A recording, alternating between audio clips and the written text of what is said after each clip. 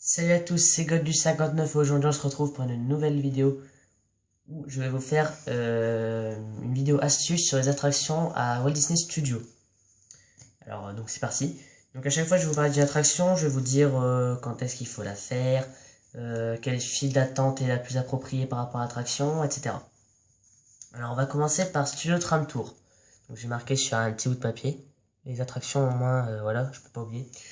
Alors, tu au tram tour, bon, il n'y a pas beaucoup de monde, donc si vous voulez la faire, pouvez la faire normalement n'importe quand, dans la matinée, après-midi, ou alors en fin de soirée à la fermeture du parc. Vous pouvez la faire tranquillement, donc il y aura quasiment personne. Ensuite, la Slinky Dog Zigzag Spin, donc le chien zigzag dans Toy Story, hein, qui tourne. Celle-là, bon, il peut y avoir du monde, mais c'est très très très rare. C'est quand il y a vraiment un week-end ou des vacances chargées. Mais sinon, vous pouvez la faire normalement n'importe quand. Ensuite, on a Stitch Live. Stitch Live, c'est le spectacle en interaction avec Stitch sur un écran.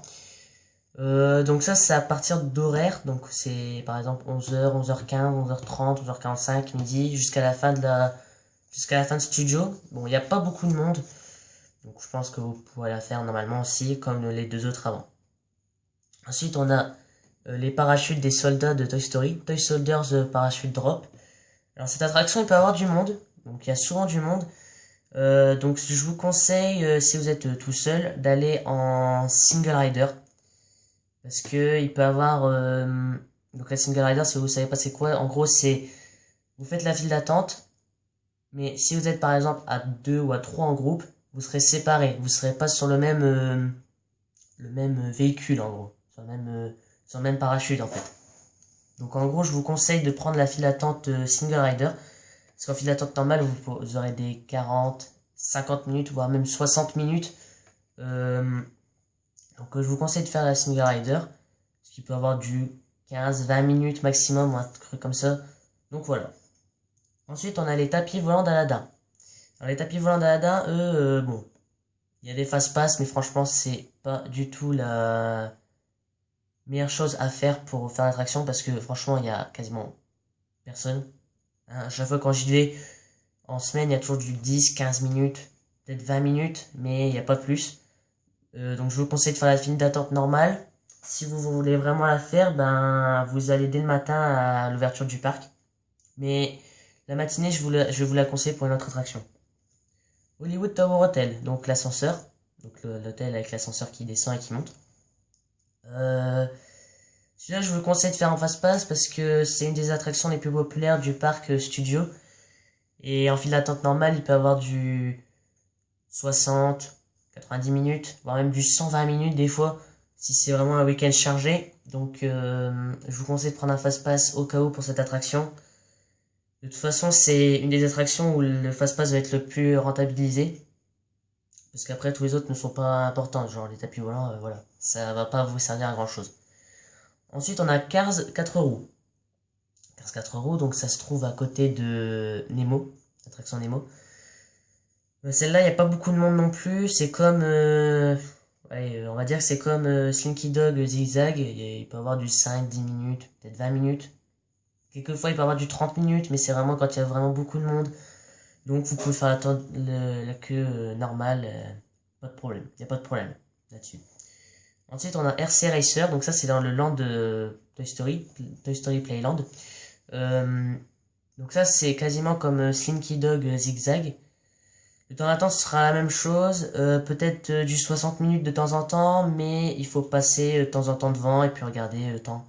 Mais il n'y a pas de... Il n'y a pas vraiment d'astuce en fait pour celle-là, c'est... vous pouvez la faire quand vous voulez. Il n'y a pas beaucoup de monde, donc ça devrait aller. Ensuite là, on arrive aux deux meilleures attractions du parc. Je n'ai pas mis Rock'n'Roller Coaster parce qu'au moment où je tourne la vidéo, l'attraction est fermée pour être mise en Ironman. Voilà, donc j'ai pas mis Rock'n'Roller Coaster sur cette vidéo astuce parce qu'elle n'existe plus. Donc Iron Man, on verra. Donc là, on a Ratatouille. Alors Ratatouille, je vais vous la conseiller pour une chose. Alors, vous avez une file fast pass, une file single rider, une file d'attente normale. File d'attente normale, vous la bougez. Non, vous la faites pas. Parce qu'il peut y avoir du 60, 120 minutes, ça sert à rien. Autant attendre pour une autre attraction, la faire 5 fois, puis voilà. Vous avez Fast Pass et Single Rider. Si vraiment vous avez peu de temps pour la faire, je vous conseille de prendre un Fast Pass. Si vous avez très peu de temps, genre 15-20 minutes pour la faire, et qu'il reste quelques Fast Pass, je vous conseille d'en prendre un directement si vous n'en avez pas un autre. Parce que pour la faire, voilà. Si vraiment vous avez le temps et tout, je vous conseille franchement de faire la Single Rider. Parce qu'il y a toujours du 5-10 minutes, peut-être 15 minutes maximum. Donc il n'y a personne. Et ça, c'est un super truc de la part de Disney, Single Rider. En fait, à un moment, une fois, j'avais été à Disney, vers Ratatouille. Il y avait la film Single Rider, file d'attente et Fast Pass. Voilà, comme d'hab. File d'attente, normal, il y avait 60-70 minutes ou un truc comme ça. J'ai fait, bon, à mon avis, Single Rider, il doit y avoir personne en Single Rider. Donc en effet, en regardant, il y avait 5 minutes. Donc on va en Single Rider. Donc je fais l'attraction, je ressors. Je dis, est-ce que je vais la faire une deuxième fois? Single Rider, 5 minutes. File d'attente normale, il y avait 55, 50, ça avait baissé un petit peu. Donc je la refais. Et je l'ai fait 3 fois en 15 minutes. Je vous jure que ce n'est pas une blague. Donc je vous conseille vachement de la faire en Single Rider. Tant pis si vous n'êtes pas avec vos amis, votre famille et tout. De toute façon, c'est pas grave parce que vous serez concentré avec ce qui est devant vous, donc à l'écran, parce que l'écran est géant. Donc ce qui fait que vous n'allez pas regarder comme ça, ça sert à rien. Vous êtes concentré à ce qu'il y a devant vous. Donc ce qui fait que ça sert à rien de dire ouais, je serai pas avec les autres et tout. Non, c'est pas grave. Vous la faites en Single Rider et puis c'est tout. Voilà. Donc ça c'est un conseil. Après, si vous voulez faire la file d'attente normale, voilà. Moi c'est juste des conseils. Et la dernière attraction, Crush Coaster. Alors Crush Coaster, donc c'est l'attraction Nemo. Donc celle-là, bon, il y a des astuces assez limitées. Donc il y a une file Single Rider et une file d'attente normale.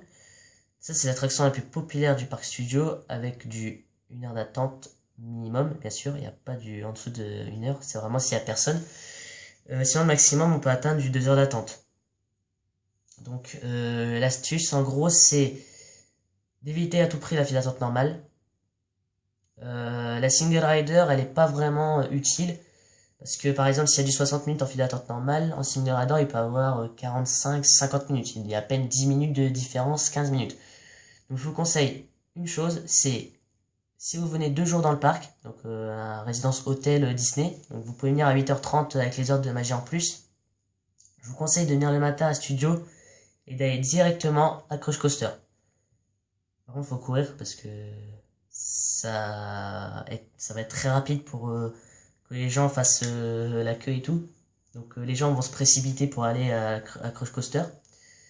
Donc je vous conseille de courir si vous voulez vraiment la faire. Parce que sinon après ça va être du carnage. Je vous le dis, moi quand je regarde des fois les temps d'attente, je me dis les gens c'est pas possible, ils vont faire du 1h30 d'attente juste pour Crush Coaster le matin. Non mais voilà.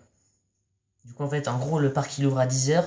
Si vous voulez il y a tous les gens qui vont se précipiter à Crush Coaster, ils vont déjà être à 60 minutes et après ça va monter à 90 minutes. Donc voilà. Donc la seule astuce que je peux vous proposer c'est d'aller le matin si vous résidez dans un hôtel à 8h30 sur le parc. Vous venez vers 8h, 8h10, un truc comme ça, devant studio. Au moins vous êtes prêt à entrer des tickets pour biper le ticket. Et puis au moins, voilà, donc au moins vous allez pouvoir rentrer le premier dans le parc studio. Vous devez passer le quartier hollywoodien là. Hollywoodien, voilà. Et puis après, vous devez aller vers Crush Coaster. Voilà, donc ça c'est la seule astuce que j'ai à vous dire sur Crush Coaster. Bon voilà, j'espère que cette vidéo vous aura plu et qu'elle vous sera utile pour faire votre journée plus agréable dans le parc studio. Si vous avez aimé cette vidéo, n'hésitez pas à lâcher un petit pouce bleu et à vous abonner à ma chaîne. Ciao!